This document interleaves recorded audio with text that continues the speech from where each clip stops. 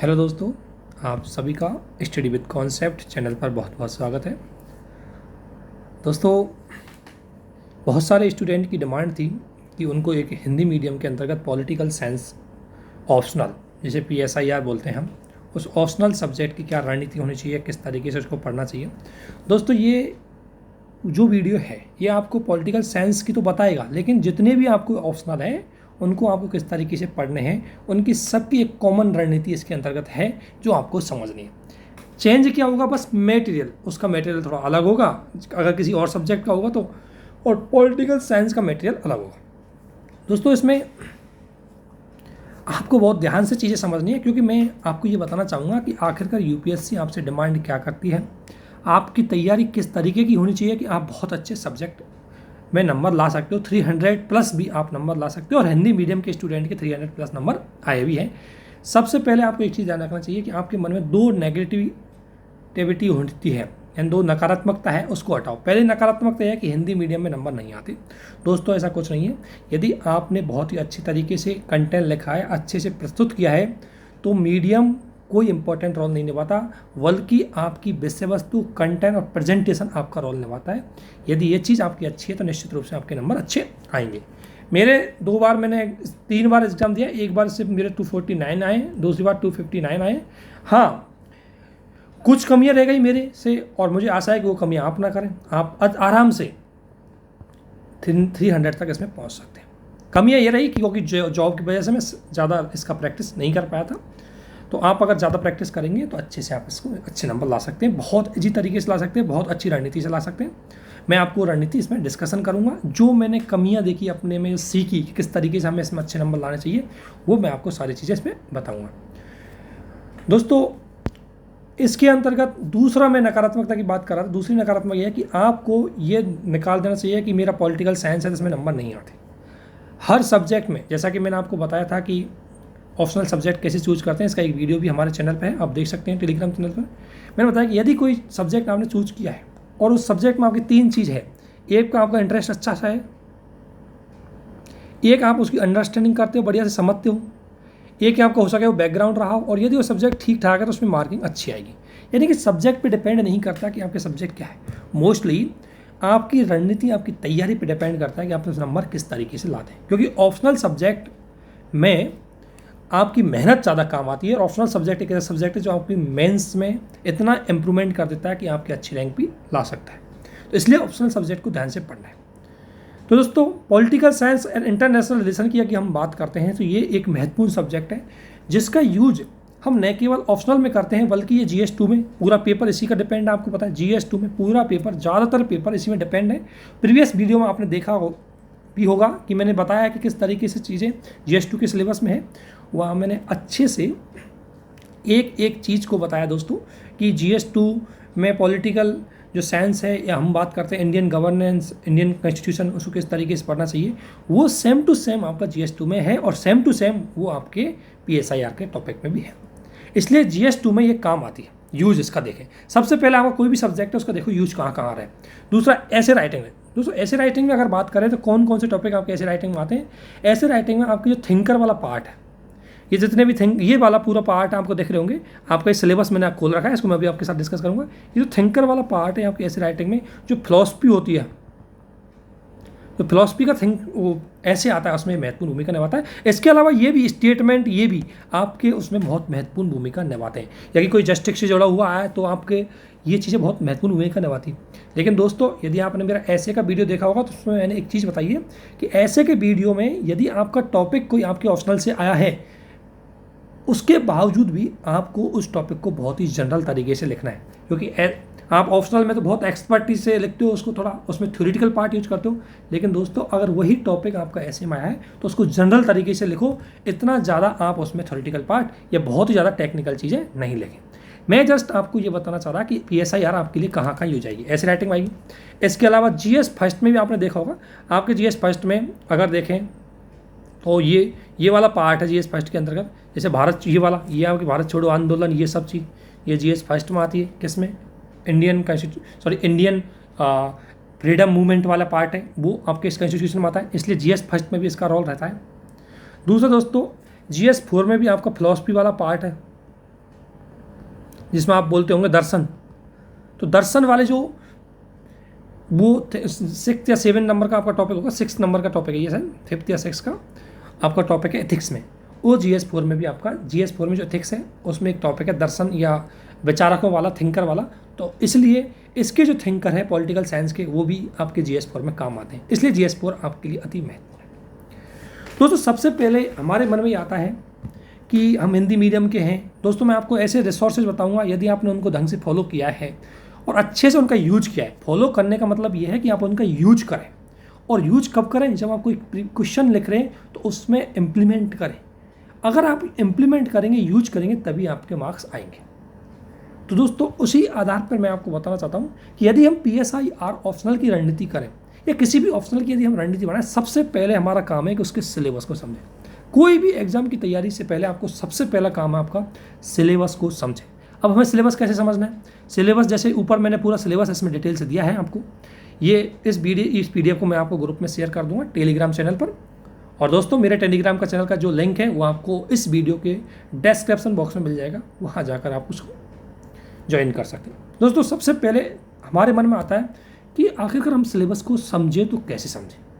तो दोस्तों सिलेबस समझने के लिए आपको सिलेबस को अच्छे से समझना, जानना होगा, और इसके लिए आपको 2 काम करने होंगे।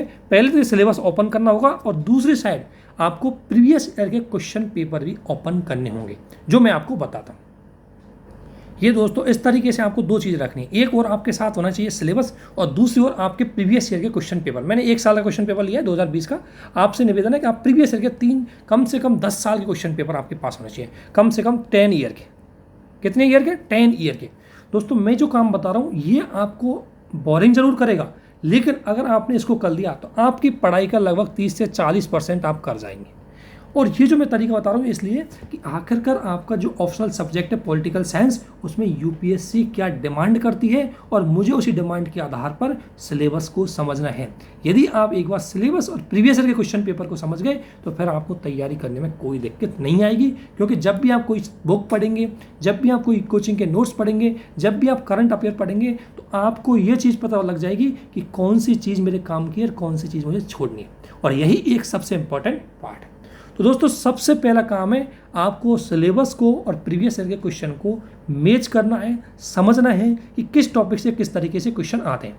सबसे पहले आपको ये तो पता ही होगा कि आपके हर पेपर के 2 पार्ट होते हैं, पार्ट ए और पार्ट बी, सेक्शन ए और सेक्शन बी। सेक्शन ए में आपके 4 क्वेश्चन होते हैं, सेक्शन बी में भी आपके 4 क्वेश्चन होते हैं, है ना। टोटल आपके कितने क्वेश्चन होते हैं? 8 क्वेश्चन, और 8 में से आपको 5 करने होते हैं। लेकिन 5 में ध्यान रखना दोस्तों, पहला क्वेश्चन और 5th नंबर का क्वेश्चन आपको हल करना अनिवार्य होता है। इसके अलावा दोस्तों यदि आप इसके अलावा पहला और 5th तो आपको करना अनिवार्य है। इसके अलावा आप किसी भी सेक्शन में से मिनिमम 2 इसमें से करना मिनिमम है, और या 2 इनमें से मिनिमम करना है, यानी कि 2 और 2 4। और इसके अलावा बचा वो 1 क्वेश्चन आप किसी भी सेक्शन में से कर सकते हैं, यानी कि 2-2 क्वेश्चन करना आपको अनिवार्य है, जिनमें 1 क्वेश्चन फर्स्ट और 1 क्वेश्चन 5 होगा, ये मैंडेटरी है। इसके अलावा आप चाहे तो इसमें दूसरा भी कर सकते हैं, चाहे तो इसमें तीसरा भी कर सकते हैं, और चाहे तो इसमें आप चौथा भी, इनमें से 1 कर सकते हैं। इसी प्रकार इसमें से या तो चाहे 6ठा कर सकते हैं, या चाहे 7वां या 8वां, इनमें से 1 कर सकते हैं। दूसरा 1 क्वेश्चन आपको और करना होगा, और वो इन दोनों सेक्शन में से कोई सा भी क्वेश्चन कर सकते हैं, यानी कि पहला और 5th तो आपका होगा कंपलसरी, यानी कि 2 क्वेश्चन तो ये हो गए।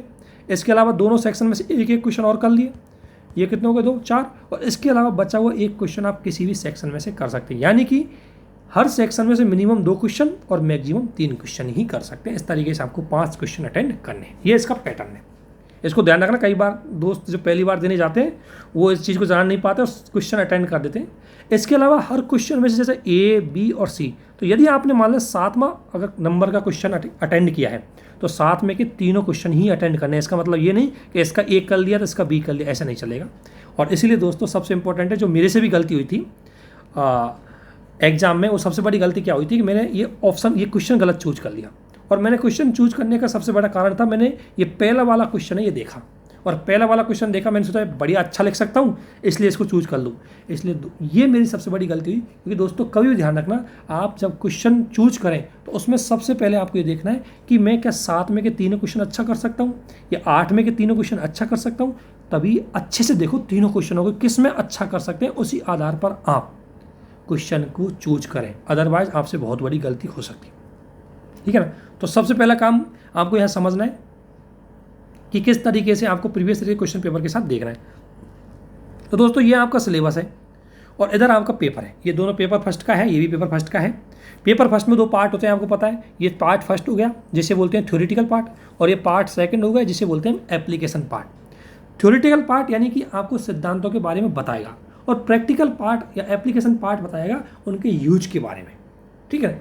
कैसे? जैसे अगर हम बात करें जैसे लोकतंत्र क्या है? थ्योरी है। लेकिन लोकतंत्र के लिए जो भारतीय संविधान आया, भारतीय चुनाव प्रणाली आई, भारत के जो ये अंग आए सरकार के, ये क्या है? उसका एप्लीकेशन है। ठीक है। तो उसी तरह की चीज़ें हम इसमें देखते हैं सबसे पहले। तो दोस्तों सबसे पहला काम आपको मैं बता रहा हूँ कि किस तरीके से आपको समझना है। तो समझने के लिए दोस्तों सबसे पहले ये चीज़ है आपको कि आप देखो, जैसे ये क्वेश्चन आया है, पहला क्वेश्चन आया उत्तर उपनिवेशवादी सिद्धांत। तो सबसे पहले आपको ये काम करना है कि किस टॉपिक से आया है, ये सबसे पहला काम करना है। टॉपिक से आया इससे, ये होगा उत्तर उपनिवेशवादी, इसको उत्तर उपनिवेशवादी बोलते हैं। और ये राज्य का सिद्धांत है, इसलिए राज्य से आया है, यानी कि इस टॉपिक से आया, इसलिए मैं 1 स्टार यहाँ लगा दूंगा। 2020 में क्वेश्चन यहाँ आया था और डायरेक्ट पूछा था कि राज्य का उत्तर उपनिवेशवादी सिद्धांत क्या है। तो डायरेक्ट मुझे उसके बारे में बताना है। इसके अलावा अवसर की समानता, तो ये कहाँ से आया? समानता वाले टॉपिक से। तो यहाँ आपको लिख देना है। कैसे पूछा है? डायरेक्ट इक्वलिटी ऑफ अपॉर्चुनिटी आपके बारे में क्वेश्चन पूछा है। तो पहली बार में आपको सिर्फ ये चीज़ें करनी है। जैसे संविधान के बारे में अम्बेडकर, तो अम्बेडकर को देखो, ये अम्बेडकर के यहाँ से आया है। तो इस तरीके से पहले आपको समझना है कि टॉपिक में से किस तरीके से आए। जब आप इस अम्बेडकर के वाले टॉपिक को पढ़ेंगे तो आपके मन में एक चीज़ आ जाएगी कि अम्बेडकर ने एक संविधानवाद का भी विचार दिया था, और संविधानवाद क्या होता है वो आपको समझना है। और उसके लिए मैं आपको रिसोर्सेज भी बताऊंगा और आपको तरीका भी बताऊंगा। इस तरह मेकियावली के बारे में, तो मेकियावली का धर्मनिरपेक्षता आया। अब इस साल हो सकता है मेकियावली आया है, अम्बेडकर आया, प्रीवियस ईयर 2019 में अलग आया हो, 2018 में अलग आया हो। इस तरीके से आपको लगभग 10 ईयर के क्वेश्चन पेपर को सिलेबस से मिलाना है और फिर समझना है कि किस तरीके के क्वेश्चन आते हैं और सिलेबस में किस तरीके से आते हैं। दूसरा काम है कि सिलेबस का हर टॉपिक ये जुड़ा हुआ है, इस हर टॉपिक के बारे में आप 2-3 बार समझना, ये टर्मोलॉजी क्या है, ये टर्मोलॉजी, ये सब चीज़ें समझनी है आपको, और ये कहाँ से समझ में आएगी वो मैं बता दूंगा आपको। ठीक है। तो इस तरीके से दोस्तों पहला काम आपको ये करना है। क्या करना है? प्रीवियस ईयर के क्वेश्चन पेपर और सिलेबस है उनको उठाना है और अच्छे से देखना है। जैसे ये आ गया ये रॉल्स की न्याय सिद्धांत। अब रॉल्स का न्याय सिद्धांत यूनान से कंपेयर किया है, तो देखो ये न्याय सिद्धांत में आ जाएगा। तो न्याय सिद्धांत जब आप पढ़ेंगे तो न्याय सिद्धांत के कई अलग अलग तरीके बताए हैं। यूनानी समय में न्याय क्या था, वर्तमान उसके अलावा उदारवादियों के अकॉर्डिंग न्याय क्या है, समाजवादियों के अकॉर्डिंग न्याय क्या है। इस तरीके से आपको ये चीज़ें करनी है। अब दोस्तों सबसे पहले ये काम आपने कर दिया। दूसरा काम आपका पढ़ने का तरीका क्या होना चाहिए? जैसे आपकी ये जितनी भी ये क्या है राज्य के सिद्धांत है, तो दोस्तों हर राज्य का सिद्धांत एक दूसरे से अलग है, इसलिए कोशिश करो कि तुलनात्मक पढ़ें। पहली स्टडी आपकी होनी चाहिए तुलनात्मक, और यदि आपको उत्तर भी तुलनात्मक होगा तो दोस्तों उसमें बहुत अच्छे मार्क्स आते हैं। इसलिए कभी भी पढ़ो तुलनात्मक। जैसे अगर राज्य पढ़ रहे तो राज्य के ये जितने भी प्रारूप हैं इनको तुलनात्मक करके पढ़ो कि उदारवादी क्या कहता है, नवोदारवादी क्या कहता है, उदारवादी और नवोदारवादी में क्या संबंध है, क्या अंतर है, कौन से थिंकर है, उसमें कौन से थिंकर है, ये सारी चीज़ें आपको पढ़नी है। ठीक है ना। इसी प्रकार उदारवाद क्या कहता है, उदारवाद क्या, उदारवाद के राजनीतिक थिंकर क्या है, उदारवाद के मूल मर्म क्या है, समाजवाद के मूल मर्म क्या है, उदारवाद समाजवाद में दोनों में अलग अंतर क्या है, भारतीय संविधान में उदारवाद कौन कौन से हैं, समाजवाद के कौन कौन से हैं। इस तरीके से जब आप पढ़ोगे तब आपकी तैयारी अच्छी मानी जाएगी। यानी कि कंपेयर करना है, तुलना करनी है। जैसे प्लेटो, अरस्तु, इन दोनों की तुलना कर देना, मैक्स, हॉब्स, लॉक। देखो पहले तो क्या है कि प्लेटो के बारे में पूरा करना है, उसके अलावा अरस्तु के बारे में पूरा पढ़ना है। लेकिन जब आपको याद रखना है तो याद रखने का तरीका क्या है कि उनको कंपेयर करो कि प्लेटो का न्याय सिद्धांत क्या था तो अरस्तु का न्याय सिद्धांत क्या है, मेकियावली का सोशल कॉन्ट्रैक्ट क्या था तो हॉब्स का सोशल कॉन्ट्रैक्ट क्या है। इस तरीके से आपको याद रखने का तरीका है, तब जाकर के आपको इतनी चीज़ें याद रह पाएंगी, तब जाकर के आप अच्छा क्वेश्चन लिख पाएंगे। क्योंकि बेस्ट क्वेश्चन ये होता है कि उसमें डाइवर्सिफिकेशन हो, उसमें कंपेयर हो। ठीक है ना, वही क्वेश्चन बहुत अच्छा कहलाएगा। तो पहला काम आपको ये है कि प्रीवियस ईयर क्वेश्चन और सिलेबस को अच्छे से समझना है। जैसे आपने देखा होगा ये हो गया पूरा थ्योरेटिकल पार्ट और ये हो गया आपका सिलेबस का कौन सा पार्ट, एप्लीकेशन। जैसे आपने सुना होगा जैसे ये आधिकारिक लोकतंत्र है, तो जो लोकतंत्र यहाँ दिया है इसमें ये लोकतंत्र दिया है। इस लोकतंत्र में यदि हम बात करें स्थानीय शासन की तो स्थानीय शासन कौन सा है, सहभागी एवं विमर्श। तो सहभागी जो डेमोक्रेसी है उसी का एक पार्ट है लोकल गवर्नमेंट या डिसेंट्रलाइजेशन गवर्नमेंट, सॉरी या डिसेंट्रल डेमोक्रेसी। तो लोकतांत्रिक विकेंद्रीकरण ये सब इससे है।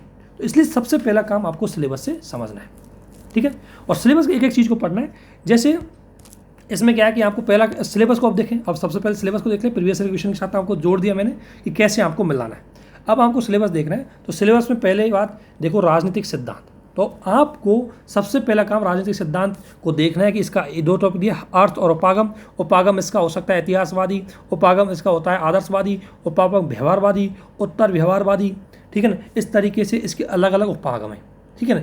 और देखो कौन सा उपागम का सवाल किस साल किस तरीके से आया, राजनीतिक सिद्धांत से जुड़ा हुआ सवाल किस तरीके से आया, इस तरीके से। अब राज्य में इस बार आपको दे दिया ये उत्तर उपनिवेशवादी राज्य, एक बार पूछा था इसने उदारवादी राज्य, एक बार आपसे पूछा ये नारी अधिकारवादी राज्य। इस तरीके से आपको क्वेश्चन पूछ सकता है। इस बार आपसे समानता क्वेश्चन पूछ लिया, अधिकार का नहीं पूछा, तो हो सकता है अगली बार आपसे अधिकार क्वेश्चन पूछ ले। तो आपको क्या है कि एक समझ डेवलप हो जाएगी कि मेरे को किस तरीके से तैयारी करनी है। सबसे पहले आपको पता लगना चाहिए कि यूपीएससी या अदर पीसीएस क्या मांग करती है। जब तक आपको ये चीज़ पता नहीं है, आप अंध दौड़ में आगे बढ़ रहे हैं। कितना भी पढ़ लो, जब तक आपको ये चीज़ें पता नहीं होंगी, आप जो भी आपने पढ़ाई की है उसका यूज कभी नहीं कर पाओगे और आपके अच्छे नंबर कभी नहीं आएंगे। इसलिए दोस्तों सबसे पहला काम आपको ये करना है प्रीवियस ईयर क्वेश्चन और टॉपिक को करना है। पहला काम आप समझ गए होंगे, अच्छे से चारों पार्टों को समझना है, पेपर फर्स्ट सेकंड। और दोस्तों इसमें से किसी को भी समझने में अगर आपको दिक्कत आए तो उसका स्क्रीनशॉट लेना और मेरे इस चैनल पर आपको उसको कमेंट बॉक्स में डाल देना। मैं आपको विद अच्छी कोशिश के साथ उसको समझाने की कोशिश करूँगा, अच्छी मेहनत के साथ, ठीक है ना। तो पहला काम आपको बता दिया है। दूसरा काम आपको रणनीति में पहला काम है सिलेबस को अच्छे से समझें और प्रीवियस ईयर क्वेश्चन पेपर के साथ जोड़ें। ये बेस्ट रणनीति होती है। और जोड़ने का मतलब कैसे कि मैंने अभी बताया कि राज्य का उत्तर उपनिवेशवादी तो किस में से आया, ये थ्योरी ऑफ स्टेट में से आया। कौन सा, ये पोस्ट कॉलोनियल जो है, पोस्ट कॉलोनियल जो थ्योरी है स्टेट की वो। अब पोस्ट कॉलोनियल थ्योरी आप पढ़ेंगे सिलेबस में, आपको अच्छे से मिलेगी, ठीक है ना। दूसरा सिलेबस के अकॉर्डिंग मैं बोल रहा हूँ, दूसरा काम आपको करना है कि आपको सिलेबस है उसके अकॉर्डिंग स्टडी करनी है और उसके नोट्स बनाने। अब दोस्तों नोट्स कैसे बनाने, आप अगर चाहो तो मैं एक छोटा सा वीडियो नोट्स बनाने को लेकर के आ सकता हूँ, लेकिन थोड़ा सा यहाँ समझा देता हूँ आपको कि नोट्स कैसे बनाने हैं इनके। तो जैसे मान लें मुझे अगर मान लें राज्य के सिद्धांत के नोट्स बनाने, ठीक है, तो सबसे पहले मेरे पास कई स्रोत होंगे। उन स्रोतों को मुझे अच्छे से समझना है कि मुझे कौन कौन से मटेरियल पढ़ना है। पहली बात आपको पढ़ना है कौन कौन सा मटेरियल पढ़ना है। मटेरियल आपको कौन कौन सा पढ़ना है वो आपको बता दी जाएगा, कौन सा मटेरियल आपको पढ़ना है, ठीक है ना। तो दोस्तों सबसे पहले अगर मैं बात करूँ तो आपको समझना है कि नोट्स कैसे बनाने। तो जैसे ही मान लीजिए राज्य का सिद्धांत है, तो राज्य के सिद्धांत के लिए मुझे सबसे पहला काम करना है, जैसे मुझे राज्य का सिद्धांत पढ़ना है तो बिल्कुल बेसिक से स्टार्ट करना है। पहली बात तो राज्य क्या है। अब राज्य क्या है तो इसका सिद्धांत अलग अलग है। उदारवादियों के अनुसार राज्य क्या है, मार्क्सवादियों के अनुसार क्या है, ठीक है। उसके अलावा नवा इस तरीके से आपको चलना है। उदारवादियों के थिंकर कौन कौन से हैं, कोई कोर्ट है उसको लिखना है और उसका प्रैक्टिकल एप्लीकेशन पार्ट देख लेना है भारत के संविधान से। कोशिश करना है जब भी इनका आंसर दो आप तो भारतीय संविधान या भारतीय राजनीतिक व्यवस्था को जोड़ करके आपको उत्तर देना है। जितनी भी थ्योरी है इसका एप्लीकेशन पार्ट आपको जरूर यूज करना है कहाँ, उत्तर में। वो उत्तर कैसे लिखते हैं उसका अलग से एक वीडियो आ जाएगा।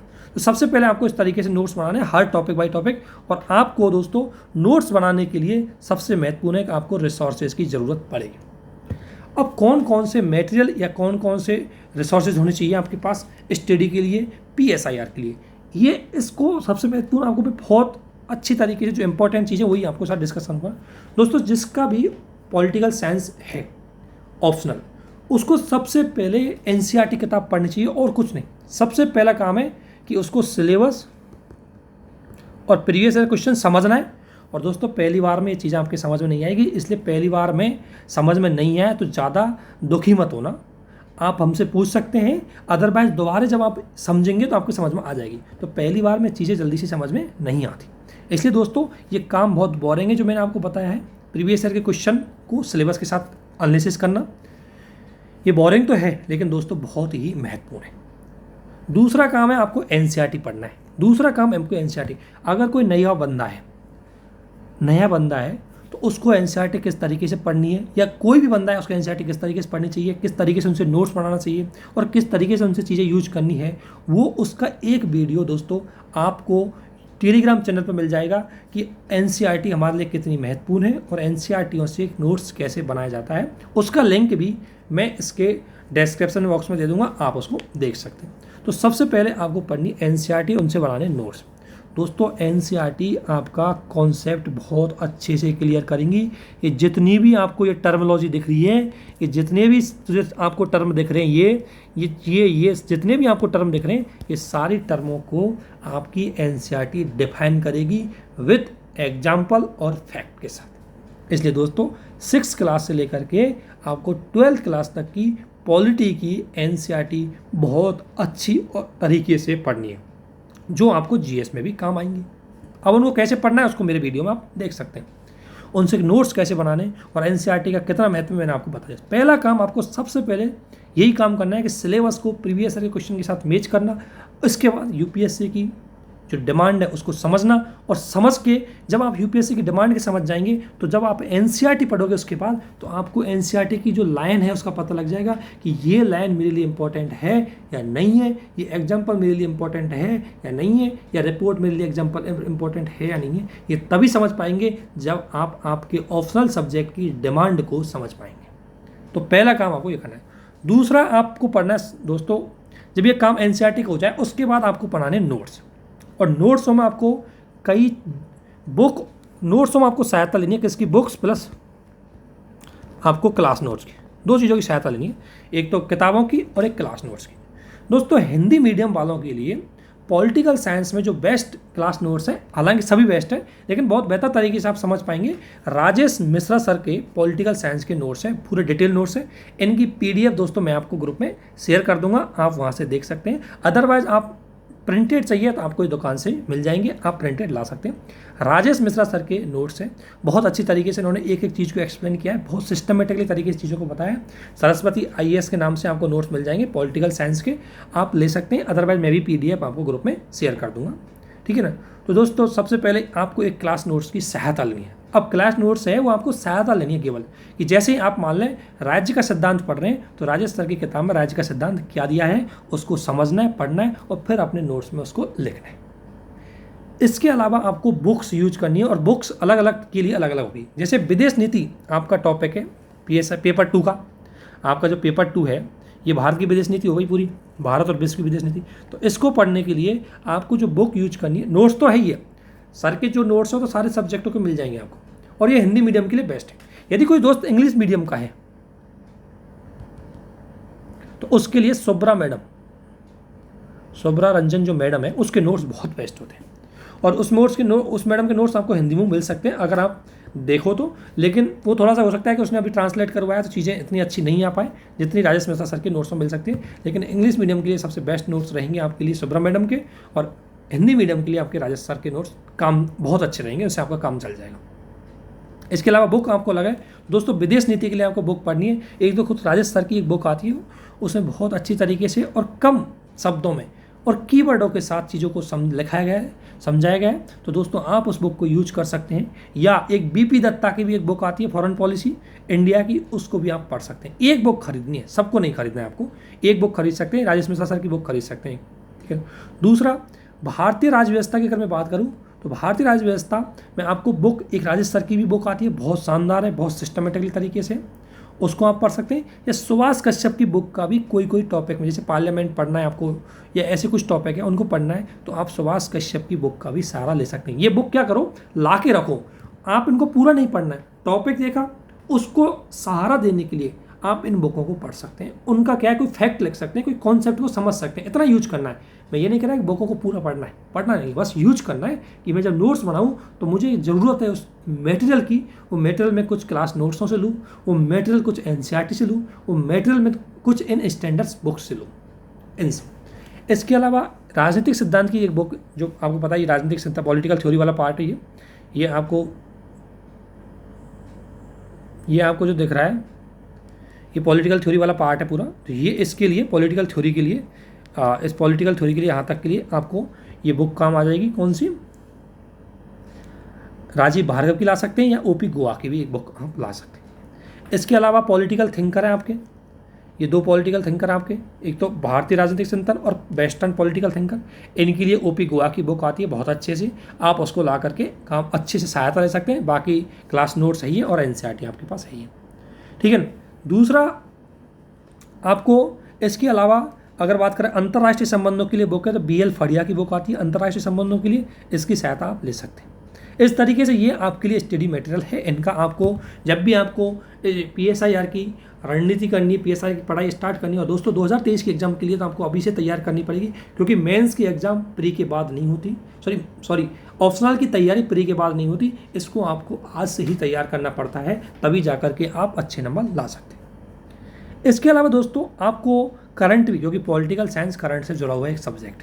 अब करंट कैसे पढ़ना है, तो करंट कैसे पढ़ना है उसकी रणनीति, उसका वीडियो मैंने आपको शेयर कर दिया है, लेकिन यहाँ आपको बताता हूँ कि इसके लिए करंट के लिए कौन कौन सा यूज करता है। तो द हिंदू और दैनिक जागरण में से आपको टॉपिक यूज करना है। ये न्यूज़पेपर आप पढ़ सकते हैं बहुत अच्छे से। अब इनका यूज कैसे करना है, जैसे मान लें आपने पहले क्वेश्चन पेपर को समझा, सिलेबस को समझा, और जब आपने नोट्स बनाए तो नोट्स तो हो गए आपके कॉन्सेप्ट वगैरह ठीक, लेकिन जब आपको जैसे मान लें फॉर एग्जाम्पल की आपने अपने नोट्स बना लिए भारत और USA के संबंधों पे, ठीक है, कि भारत के सामरिक संबंध ये है, आर्थिक संबंध ये, राजनीतिक ये है, व्यापारिक ये है, इन मुद्दों पे आपके चिंता है, मुद्दे हैं, लड़ाई अंतर्राष्ट्रीय स्तर पर ये सहयोग है। ये आपके नोट्स बन गए बेसिक। क्यों दोनों को आपस में क्यों ज़रूरत पड़ी, दोनों एक दूसरे के क्यों नजीक आए, ये आप जब डिटेल से नोट्स पढ़ेंगे तो उसमें आपको मिल जाए। अब आपको अब कल के जाके करंट आइए भारत और USA के संबंधों को लेके, तो उसमें आपको एक चीज़ देखना है कि नया डेवलपमेंट क्या है, क्या हमने कोई नई डील की है, क्या हमने कोई नया संबंध बनाया है उनके साथ, तो वो सिर्फ यहाँ आपको ऐड कर देना है फिर, जहाँ आपके पहले नोट्स बने हुए थे, बस आपका वो करंट का टॉपिक खत्म हो जाएगा। यह हो सकता है कि आप उस टॉपिक को लेकर के अलग से एक नोट्स, करंट का नोट्स बना करके लिख सकते हो, और जैसे ही करंट के नोट्स बनाओ तो वहाँ लिख देना कि ये मेरे पेपर और PSIR पेपर 2 के इस टॉपिक से जुड़ा हुआ है और मैं इसको यहाँ यूज करूँगा। इस तरीके से आप करंट के नोट्स बढ़ा सकते हैं। दूसरा मंथली मैगजीन में आपको पता है IR और पॉलिटिकल जो विजन की है वो बहुत बढ़िया रहती है, और उसमें IR और पॉलिटी वाला जो पार्ट है उसको आपको देखना है, और उसमें इतना देखना है कि नया डेवलपमेंट क्या हुआ है, उसको आपको बेसिक नोट्सों में जोड़ना है, क्योंकि करंट आपको फैक्ट देती है, करंट आपको एग्जाम्पल देती है, करंट आपको नया इंसिडेंट है वो देती है, लेकिन उन सब का यूज आप तभी कर पाएंगे तब आपको पहले से अच्छा कॉन्सेप्ट आता। जैसे इंडिया और USA, इन दोनों के रिलेशन में नया नया ये डेवलपमेंट हो रहा है, दोनों क्वाड में शामिल हुए हैं, दोनों ने एक क्वाड प्लस बनाया है, दोनों ने एक नया एग्रीमेंट किया है अभी, मतलब इतनी चीज़ें। तो आपको पहले समझ में आना चाहिए कि USA और इंडिया में रिलेशन इतने नज़दीक अच्छे क्यों बढ़ रहे हैं। इसके लिए आपको उसकी थ्योरी पता होनी चाहिए पॉलिटिकल साइंस की, अब उस थ्योरी से उसको डिफाइन करना, क्योंकि आप ऑप्शनल के स्टूडेंट पढ़ रहे हो यहाँ, और ऑप्शनल में आपको थोड़ी एक्सपर्टी लानी पड़ेगी। तो थ्योरी डेवलप करो, जैसे मैं प्रीवियस ईयर के क्वेश्चन आपको सॉल्व करवाऊंगा या कुछ क्वेश्चन मैं आपके साथ डिस्कशन करूंगा, उसमें आप और अच्छे से समझ जाएंगे। लेकिन नोट्स इस तरीके से बनाने हैं कि उस टॉपिक के कॉन्सेप्ट और फैक्ट दोनों को अच्छे समझना है, और इतना मटेरियल आपको यूज करना है। इसके अलावा आप संसद पर डिबेट सुन सकते हो, कोई अगर मान लें US और इंडिया का कोई डिस्प्यूट हुआ है या कोई रिलेशन आया है, तो उसी टाइम पर जैसे मान लें भारत के प्रधानमंत्री रशिया गए या भारत के प्रधानमंत्री USA गए, तो उस टाइम पर क्या है कि संसद चैनल है उस पर उनके बारे में डिटेल आ जाती है, उसको अच्छे से समझ लेना कि भारत के प्रधानमंत्री वहाँ गए हैं तो क्या नया अपडेशन हुआ है, क्या नए एग्रीमेंट हुए हैं, और उसमें अच्छे से बताएगा कि भारत उस टाइम क्या कर रहा है, अमेरिका के साथ हम संबंध क्यों बना रहे हैं, अमेरिका हमारे साथ संबंध क्यों बना रहा है, ये सारी चीज़ें आपको वहाँ मिल जाएंगी। तो ये सिर्फ स्पेशल टॉपिक पर पढ़ना है, डेली नहीं देखना। जब आपको लगता है कि ये टॉपिक वहाँ मिल सकता है आप सर्च कर सकते हैं, देख सकते हो, या इसके वीडियो में जाके देख सकते हो कि मेरे सिलेबस से जुड़ा हुआ टॉपिक कौन सा काम कर। इसके अलावा डेली करंट आपके लिए GS में काम आएगी, इसमें काम आएगी, और सब चीज़ में काम आती है। डेली करंट दृष्टि की आप यूज कर सकते हैं, और कैसे यूज करनी है उसके बारे में मैंने बता दिया, ठीक है ना। करंट का यूज आपको जो बेसिक नोट्स आपके बने हुए हैं उनमें नए वैल्यू एडिशन के लिए, फैक्ट रिपोर्ट इनको जोड़ करने के लिए काम आता है। अब दोस्तों अगला क्वेश्चन मैंने आपको रणनीति बता दी किस तरीके से पढ़ना है। सबसे पहले इस तरीके से करना है कि इस तरीके से आपको पढ़ना है, ये मटेरियल ये रिसोर्सेज आपको यूज करते हुए पढ़ना है, लेकिन आपको बनाने हैं फिर नोट्स। तो नोट्स आपको बनाने के लिए सबसे पहले आपको ये जो भी मटेरियल मैंने बताएं इनकी सहायता लेनी है। ये मटेरियल आपकी सहायता करेंगे, इनको यूज नहीं करना है, आपको पूरा हुबहू उतार दे ऐसे नहीं, आप इनसे समझ के उतारना। और जो भी कोई भी टॉपिक मान लो आपके समझ में नहीं आ रहा, तो दोस्तों आप उस टॉपिक का स्क्रीनशॉट हमारे चैनल पर कर दें, जब भी मुझे टाइम लगेगा मैं उस टॉपिक को आपके साथ शेयर कर दूँगा, ठीक है ना। मैं उसको आपको समझा दूँगा। आपको कहीं भी कोई कोचिंग करने की इतनी ज़रूरत नहीं है, बस आपको सेल्फ हार्ड वर्किंग करना पड़ेगा। और जो भी आपको थोड़ा डाउट है वो आप पूछ सकते हैं, मैसेज कर सकते हैं, कमेंट कर सकते हैं। इसके अलावा दोस्तों सिलेबस को समझे, जैसा कि मैंने बता दिया, ये 2 काम आपको पहले करने, फिर आपको टॉपिक वाइज नोट्स बनाने। अब टॉपिक वाइज नोट्स बनाते टाइम आपको 2 चीज़ ध्यान रखनी है। एक तो कॉन्सेप्ट, जैसे राज्य की थ्योरी, राज्य का सिद्धांत, तो राज्य का सिद्धांत मतलब समझना है राज्य क्या है, राज्य क्यों है और राज्य कैसे है। और राज्य कैसे मतलब उदारवादियों के अकॉर्डिंग राज्य कैसा है। जैसे उदारवादी कहते हैं राज्य कैसा है, सीमित है। नव उदारवादी कहते हैं और जो उसके बाद सकारात्मक उदारवादी कहते हैं कि राज्य थोड़ा सकारात्मक भूमिका निभाता है। मार्क्सवादी कहते हैं कि राज्य, मार्क्सवादी के अनुसार राज्य कैसा है, मार्क्सवादी कहते हैं कि राज्य शोषणकारी है, शोषण का यून। इसके अलावा नारीवादी कहते हैं कि ये भी शोषणकारी है, पुरुषों की संस्था है, पुरुषों का इस पर वर्चस्व होता है और महिलाओं का शोषण करते हैं। इस तरीके से आपको समझना है कैसे राज्य का। जब इतना कॉन्सेप्ट समझ जाए फिर आपको कुछ एग्जाम्पल देना है। थ्योरी वाले पार्ट में ज़्यादा एग्जाम्पल नहीं लग पाएंगे, आपको जो एप्लीकेशन वाला पार्ट है उसमें बहुत सारे एग्जाम्पल आपको यूज करना है और ये एग्जाम्पल फैक्ट आपको खासे मिलेंगे करंट में से। इस तरीके से आपको नोट्स बनाना है टॉपिक बाय टॉपिक। दोस्तों हर टॉपिक के नोट्स आपके होने चाहिए और उस टॉपिक के नोट्स बनाने के लिए आपके पास यूट्यूब चैनल है हमारा। इसके अलावा हम जो भी नोट्स आपको प्रोवाइड करवाएंगे वो भी है। इसके अलावा मैंने आपको जो बुक बताई वो भी है, एनसीईआरटी बुक है वो भी है। और दोस्तों एनसीईआरटी की बुक मैंने टेलीग्राम चैनल पे शेयर कर दी है, आप वहाँ से देख सकते हैं। और अगर मैं अपने एनसीईआरटी के कुछ नोट्स बना रहा हूँ, जैसे वो कंप्लीट होंगे मैं वो नोट्स भी आपके साथ शेयर कर दूँगा, ठीक है ना। तो दोस्तों इस तरीके से आपको ऑप्शनल की तैयारी करनी है। इसके अलावा और क्या करना है, जैसे मैंने इंडियन जो ये बता रहा था मैं, भारतीय राज्य व्यवस्था के नोट्स आपको शेयर कर दिए हैं दोस्तों मैंने, तो वो सेम टू सेम ऑप्शनल के हिसाब से भी बने हुए। उसमें मैंने बिल्कुल ऑप्शनल की चीज़ें यूज की है जो PSIR के लिए बहुत महत्वपूर्ण रहेगी और GS2 के लिए भी वो महत्वपूर्ण रहेंगी। दोस्तों इसके अलावा एक चीज़ समझनी है आपको, जब आपको कोई टॉपिक क्लियर हो जाए, मान लें आपने राज्य का सिद्धांत पढ़ लिया, राज्य का सिद्धांत पढ़ लिया, पेपर फर्स्ट में टॉपिक पढ़ लिया अच्छे से समझ लिया। अब आपको दोस्तों क्या करना है, प्रीवियस ईयर के क्वेश्चन पेपर पे जाना है और कौन सा ईयर में क्वेश्चन इस थ्योरी से आया है उसको लिखना है, फिर आपको उसकी आंसर राइटिंग करनी है। ये हर टॉपिक के बाद आपका होना चाहिए दोस्तों, ये काम आपको जरूर करना है। और नेक्स्ट टॉपिक पे आप तभी जाना, जैसे राज्य के सिद्धांत से अगर आपको समानता वाले टॉपिक पे जाना है नोट्स बनाने, तो दोस्तों बिल्कुल जल्दीबाजी नहीं करनी। पहले राज्य वाले सिद्धांत से जुड़े हुए सारे फैक्टों का रिवीजन करना है, फिर ये आंसर लिखना है और आंसर लिखने के बाद आपको नेक्स्ट टॉपिक पे जाना है। और दोस्तों आप आंसर लिख के मेरे इस चैनल के कमेंट बॉक्स में भेज सकते हैं। जब भी मुझे टाइम मिलेगा मैं कोशिश करूँगा कि आपके आंसर को चेक करके आपको कमेंट डाल दूँ ताकि आप में नया इंप्रूवमेंट हो जाए। लेकिन जब टाइम मिलेगा दोस्तों, ऐसा नहीं कि आपने भेजा तुरंत ही आपको रिप्लाई हो जाए, क्योंकि मुझे मेरी जो बिजी शेड्यूल बहुत ज़्यादा हो गया है, क्योंकि जॉब के साथ मुझे चार्ज लेना है। मेरी ट्रेनिंग अब कंप्लीट हो चुकी है, तो मैं जब थोड़ा बिजी हो जाऊँगा तो ट्रेनिंग में तो हमारे पास टाइम था, लेकिन अब चूँकि अब हम फील्ड का चार्ज लेने वाले हैं तो वो चीज़ें तुरंत आपको रिप्लाई नहीं मिले। तो इसका मतलब ये नहीं सोचना है आपको कि रिप्लाई नहीं मिल रहा, मैं कोशिश करूँगा आपको रिप्लाई जितनी जल्दी हो सके प्रोवाइड करवा दूँ। इसमें इस तरीके से आपको पढ़ना है। देखो ये होती है बेस्ट लर्निंग। अगर क्या होता है, कई बार हम नए आते हैं, वीडियो तरह के देखते हैं और आज उस टॉपर ने ये बोला, उस टॉपर, दोस्तों कोई टॉपर कुछ नहीं। आपको ध्यान रखना, आपने मान लिया कोई टॉपर का वीडियो सुना है, हो सकता है उस टॉपर के उस ऑप्शनल में कम नंबर आए हो, उसने इंटरव्यू नंबर लिए हो, ऑप्शनल में कम आया इंटरव्यू ज़्यादा ले गया, या हो सकता है उसकी अपनी रणनीति अलग है। तो उससे कंपेयर नहीं करना है, आपको आपके हिसाब से चलना है, आपको अपनी काबिलियत के हिसाब से चलना है। बस ये चैनल आपको सिर्फ एक गाइडेंस दे सकता है। तो दोस्तों इस तरीके से आपको चीज़ें फॉलो करनी है। यदि इस वीडियो के बाद भी अगर आपको कुछ चीज़ें समझ में नहीं आती तो दोस्तों आप कमेंट कर सकते हैं, मैं आपको पुनः उस किसी न किसी मीडियम के थ्रू आपको ज़रूर बताऊंगा। और मेरी अंतिम कोशिश यही है कि आपको समझ में आना चाहिए और जो भी चीज़ है उसका आप यूज कर सकें आपकी इस तैयारी में, तो कुछ सहायता हो सके। तो उसी लिए ये चैनल बनाया है, विशेषकर हिंदी मीडियम के लिए, क्योंकि मैंने भी जब हिंदी मीडियम में तैयारी की तो कई चीज़ों को फेस किया था। तो मैं चाहता हूँ कि जो चीज़ें हमने सीखी है रियलिटी में क्या होता है कि आपको अंडरस्टैंडिंग करनी चाहिए कि यूपीएससी क्या डिमांड करती है। 90% स्टूडेंट इस चीज़ को नहीं समझ पाते और वो उसी अंध दौड़ में आगे बढ़ते रहते हैं। यदि आप एक बार समझ गए कि यूपीएससी क्या डिमांड है तो आप डेफिनेटली सक्सेस हो जाएंगे। तो दोस्तों इसी के साथ इस वीडियो को हम यहीं समाप्त करते हैं। आपको यदि कोई भी डाउट है तो आप पूछ सकते हैं।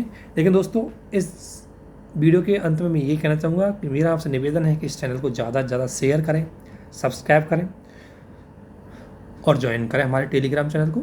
और कोई भी चीज़ मेरे पास अवेलेबल है PSIR की, वो मैं आपको शेयर कर दूंगा। मेरा पर्सनल जो नोट्स है उसमें बहुत कंजेस्टेड करे हुए हैं मैंने, तो पता नहीं आप समझ पाएंगे नहीं समझ पाएंगे, लेकिन मैं कोशिश करूँगा कि आपको कुछ पार्ट उनके शेयर कर दूँ। और इसी के साथ इस वीडियो को समाप्त करता हूँ। आप सभी को बहुत बहुत धन्यवाद। Thank you.